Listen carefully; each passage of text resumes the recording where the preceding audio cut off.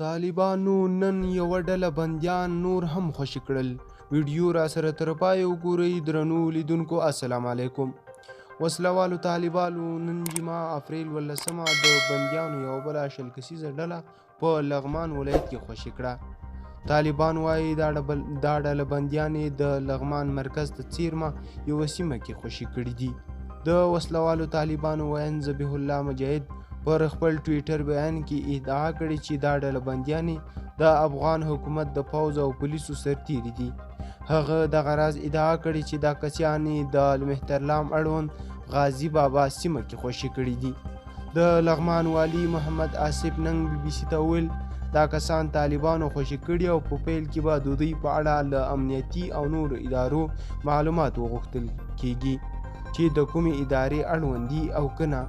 ځایي چارواکي د دې خوشي شوي کسانو په اړه ډیر معلومات نه ورکوي، خو وايي دا کسان د افغانستان د بیلابیلو سیمو اوسیدونکي دي. وسلوالو طالبانو د تېرې پنجشنبې په ورځ هم د لغمان ولایت علیشنګ او الینګار ولسوالیو کې 10 تنه بندیان خوشي کړي وو چې د دوی په وینا د افغان امنیتي ځواکونو کسان دي.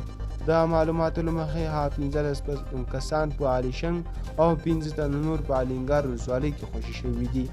د لغمان والي آصف ننګ ویلي دوی به دا معلوموي چې آیا دا کسان حکومتي بندیان دي او که نه.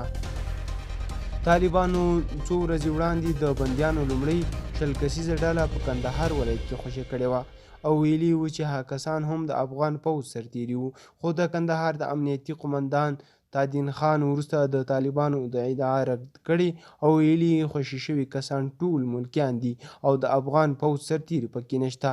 طالبانو دا څو ډلې بندیان وروسته له هغه خوشي کړل چې افغان حکومت د ولسمشر محمد اشرف غني د فرمان له مخې سلګونه بندیان زندانیان خوشي کړي دي. که ویډیو مو خوښه شوي زموږ یوټیوب چینل سبسکرایب او ویډیو هم در سره لایک کړئ. تر بلې ویډیو ښه وخت ولرئ. مننه. ژوندي اوسئ.